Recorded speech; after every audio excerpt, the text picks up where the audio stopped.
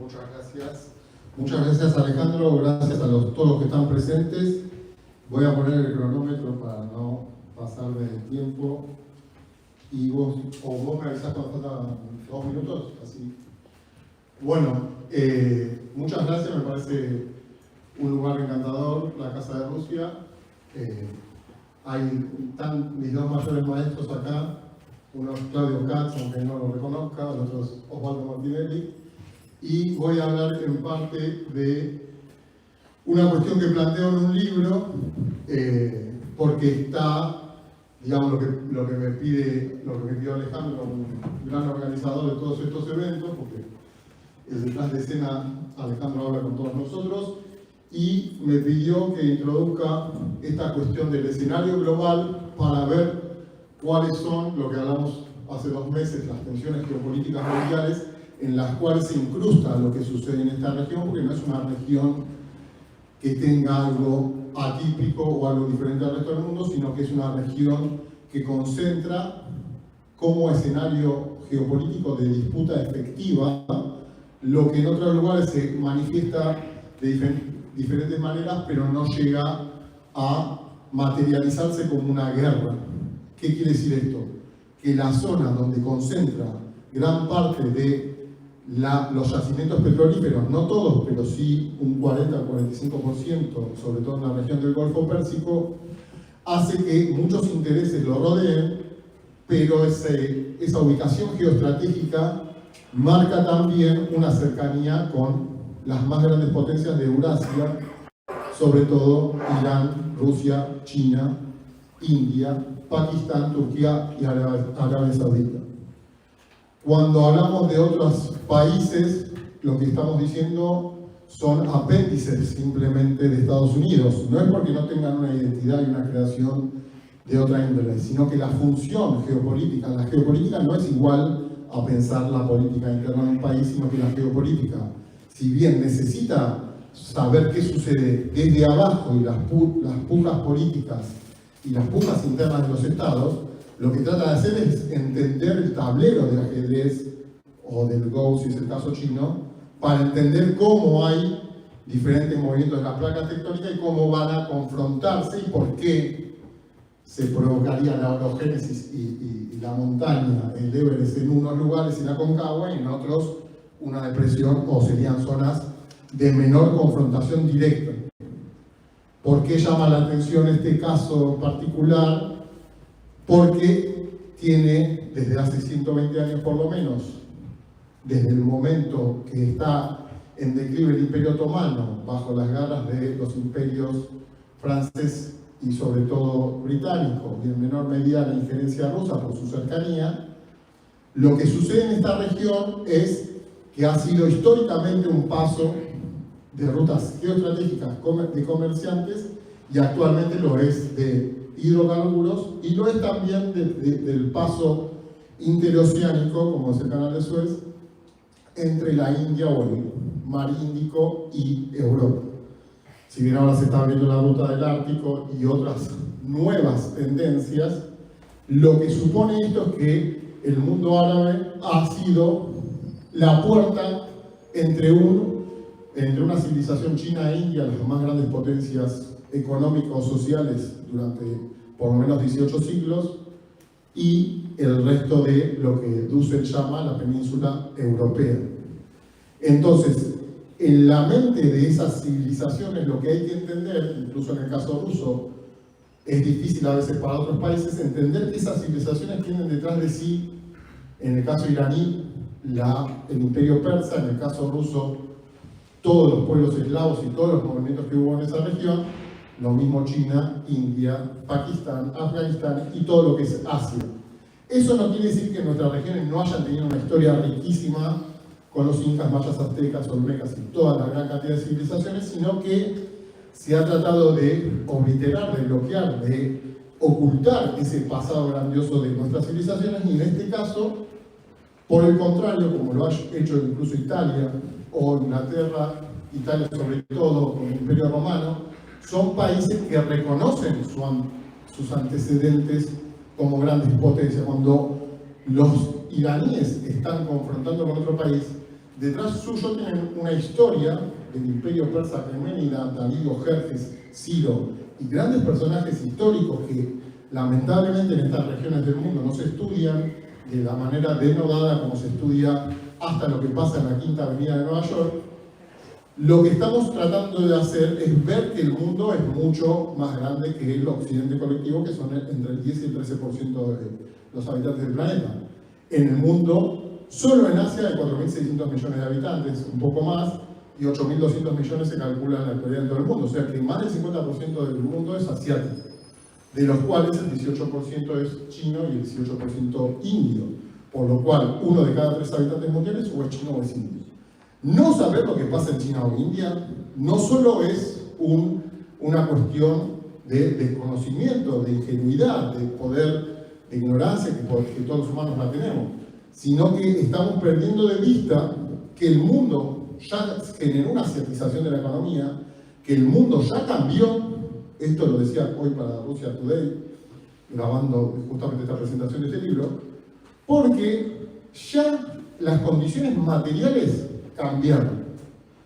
Ya un grupo que se llama BRICS, Brasil, Rusia, India, China, Sudáfrica, más Etiopía, Egipto, Irán, Emiratos Árabes Unidos y Arabia Saudita todavía no ingresó, más Indonesia, más Venezuela acaba de postularse, más todos los casos que Argentina rechazó en 2024, todo eso, todo lo que sucedió en agosto cuando el BRICS se expandió, es una cuestión simbólica e histórica de procesos que se están dando en aspectos económicos y sociales, para los cuales esas sociedades, como digo, no es que sean mejores o peores, no se trata de las culturas, que la cultura rusa es mejor que la estadounidense. Se trata de una forma de desenvolvimiento diferente en cuanto a su geoestrategia mundial. Es decir, lo que plantea Halford Mackinder en 1904, un inglés con acceso al poder británico directo, es que el que controla el Heartland, el centro del mundo, eso lo podemos ver en mapas, que para eso pusimos estos mapas, el que controla el Heartland, esta zona de acá, que sería lo que es el bajo vientre ruso, es lo que es Asia Central en la actualidad, que era parte de la Unión Soviética, controla la isla mundo. Y la isla mundo es esta, Eurasia, que también se conecta, por supuesto, con África. El que controla la isla mundo controla el mundo. Lo que pasó en los últimos 80 años, y podríamos decir 100, es que una potencia extra-euroasiática, Estados Unidos, por primera vez una potencia que está fuera de estos contornos, es la mayor potencia mundial. De lo cual podríamos decir que lo fue cuando tenía en 1950 el 50% de la producción de manufacturas. Entonces decíamos, es abrumadora la cantidad de oro que hay en Estados Unidos acumulada, real, tangible y visible en su tesoro estadounidense, y eso se va debilitando a lo largo de los años, más allá de que, como dice Claudio en un seminario y en el libro La crisis del sistema imperial, Estados Unidos doblegó a sus contendientes, primero primero sobre todo Alemania y Japón en las 2 guerras mundiales, en la Segunda Guerra Mundial sobre todo, quedan ocupados militarmente, y cuando Japón parece recuperarse, mediante los acuerdos Plaza de los 80 y 90, cuando la tecnología japonesa invadía el mundo, lo que hace es los acuerdos Plaza para ser un gran detractor y un controlador de esas potencias emergentes. Lo cual en 1992, en la doctrina Rumsfeld-Zebrowski, en otras doctrinas, lo que hace Estados Unidos es plantearse, simplemente no vamos a permitir que surja otro hegemón que pueda competir con nuestro poderío. Y ese poderío no es solo Hollywood, no es solo la lengua inglesa que heredan del Imperio Británico, no es solo el control de los mares, es el mayor gasto militar mundial, que es en conjunto con la OTAN, la Organización del Tratado del Atlántico Norte, el 80% del gasto militar mundial. 80%, o sea, 4 de 5. Rusia gasta el 4%, China aproximadamente el 10%. Irán ni se asoma a nada. Es el gran enemigo supuestamente del mundo, pero no se asoma, creo que no llega al 1% o 2% del mundo. O sea, para entender el mundo hay que ver el mundo entero, no hay que ver lo que pasa en la cuadra de mi casa o a la vuelta en Buenos Aires. Nosotros estamos acá, en el extremo occidente. Acá está Argentina. Recién Sebastián me preguntaba por qué Argentina le declara la guerra a Irán. Bueno, miren el mapa. No hace falta decir muchas cosas. Miren dónde está Argentina, miren dónde está Irán. Irán fue el centro, está al lado del centro del mundo. Un pensador iraní, que acá se los ignora flagrantemente, al igual que a los pensadores chinos, indios y rusos, que saben mucho de geopolítica, desde Andrei Martyanov, no sé lo que empieza con K ahora, Karaganov, Sergei Karaganov, gracias Nazaret, pero ya lo recordé. Hay pensadores en todo el resto del mundo, y eso se ignora, como digo, flagrantemente, porque hay una monotonía cultural y una hegemonía que por ahora vemos que se está desgarrando. Y eso trata de decir el libro que se llama Geopolítica del genocidio en Gaza, porque la geopolítica es la que está detrás del genocidio en Gaza. Y el genocidio en Gaza representa a la humanidad porque la humanidad son los gazatíes, los niños gazatíes y niñas, porque una vez que aniquilasen a todos ellos van a aniquilar a los libaneses, y cuando terminen con los libaneses van a ir por los yemeníes, y cuando terminen con los yemeníes van a hacer lo propio con los iraníes, y cuando derriben a Irán, si lo derribasen van a ir por los rusos, y cuando derriben los rusos van a ir por los chinos, y esto lo dijeron ellos, no lo inventé yo. En la reunión de Madrid de 2022 dijeron, el mayor enemigo sistémico es China, y los rivales hostiles son Rusia e Irán. ¿Por qué no lo son Turquía, India y Arabia Saudita? Argentina no juega nada en esto, ¿no? Lamento decirlo. No tiene un rol preponderante, sí en fútbol, pero no en esto. Y por ahí ganamos el mundial que viene, pero no en esto.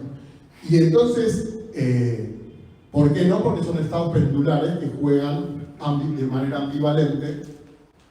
Esto lo venimos trabajando con Claudio hace mucho, en el rol de Arabia Saudita como sostener el petrodólar, es el que firmó el acuerdo con Trump, mega millonario en el 2017 cuando fue Trump y ahora de vuelta, y hace un juego de le vendo petróleo a Israel, pero declaro que los palestinos son el pueblo al que hay que defender, lo mismo o de manera semejante lo hace Turquía.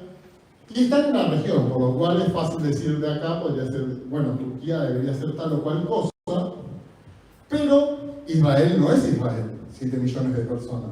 Israel es Estados Unidos.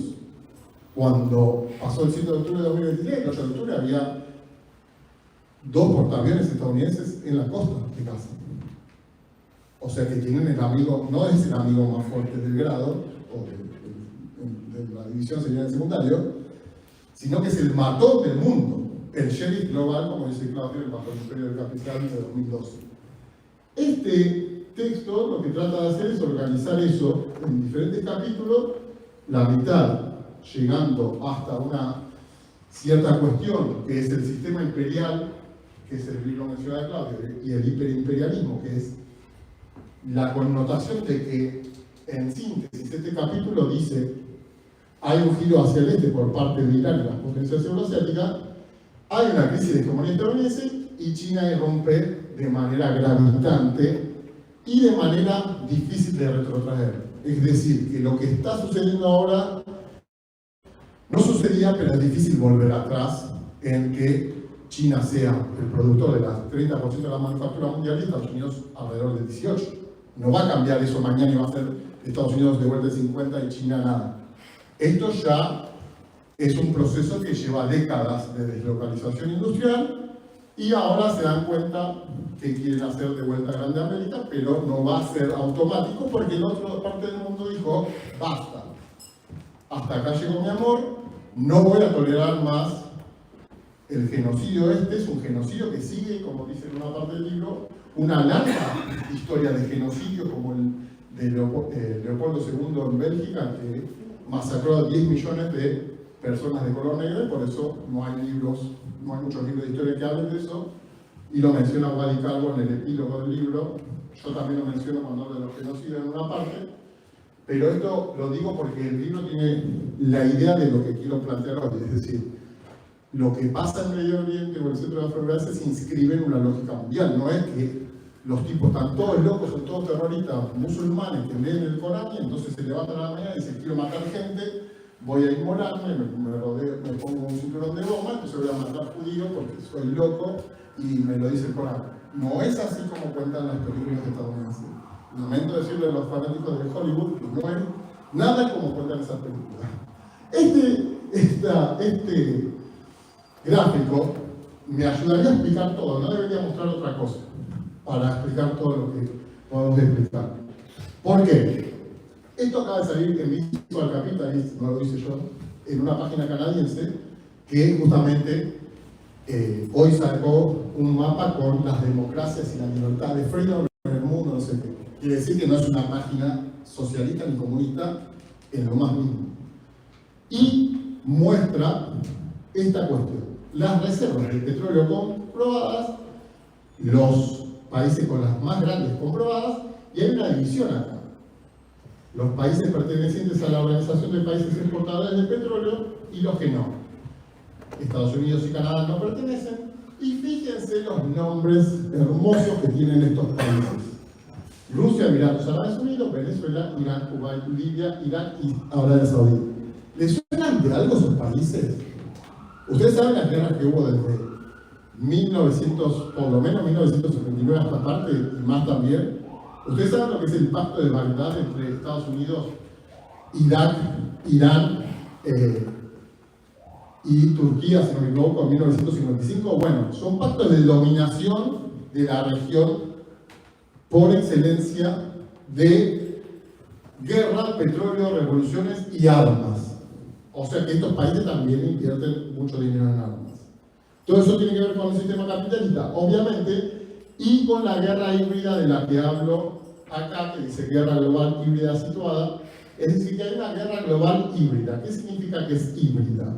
Significa que a Venezuela no van a ir a matar a venezolanos directamente, sino que van a hacer todo un dispositivo. No quiero citar de vuelta a Claudio, pero Claudio dice que repiten el mismo libreto de dominación colonial, que también lo dice Edward Said, que ya lo hicieron con India, ya lo hicieron con Argelia, ya lo hicieron con Vietnam, ya lo hicieron con Indochina.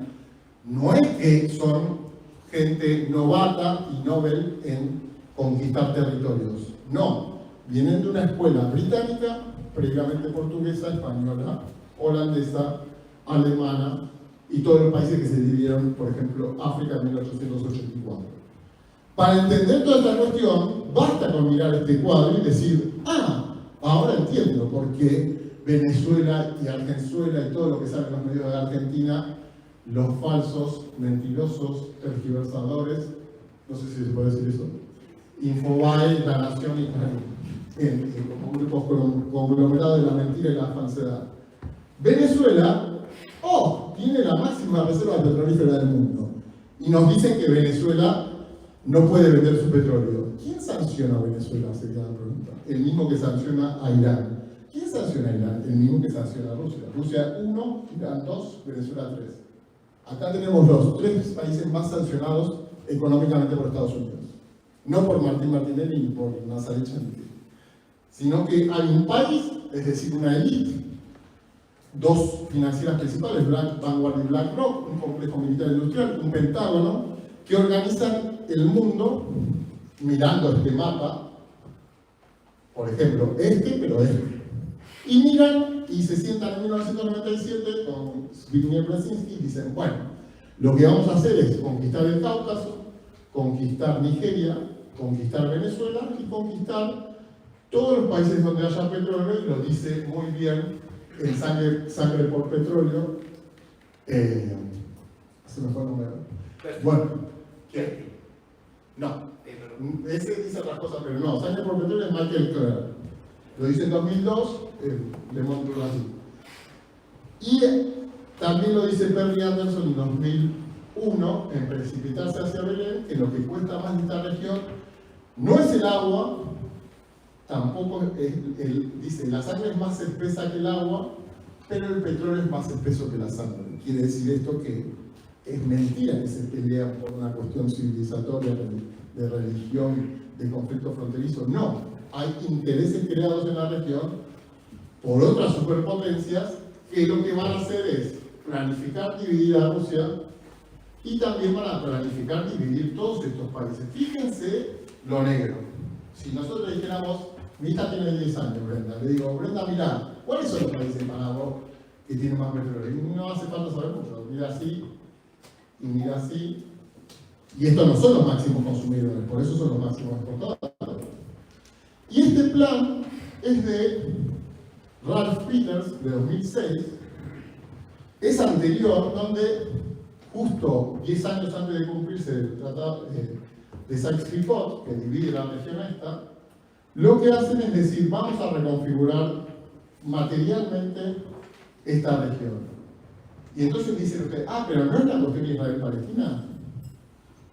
Podríamos decir que es un punto y una coma dentro de eso, y que también el pueblo palestino es el más resistente simbólica y heroicamente del mundo, y que resiste a diario mientras estamos hablando acá, y que están matando palestinos ahora, médicos destruyendo hospitales, escuelas, y sobre todo matando mujeres embarazadas y niños, o mujeres para que no tengan hijos, y dicho esto por los políticos israelíes, no por mí, porque están cruzando todas las fronteras, justo acá que dice las fronteras.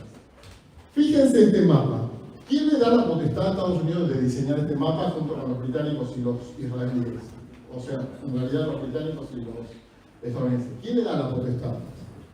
Nadie. Se la toman por asalto.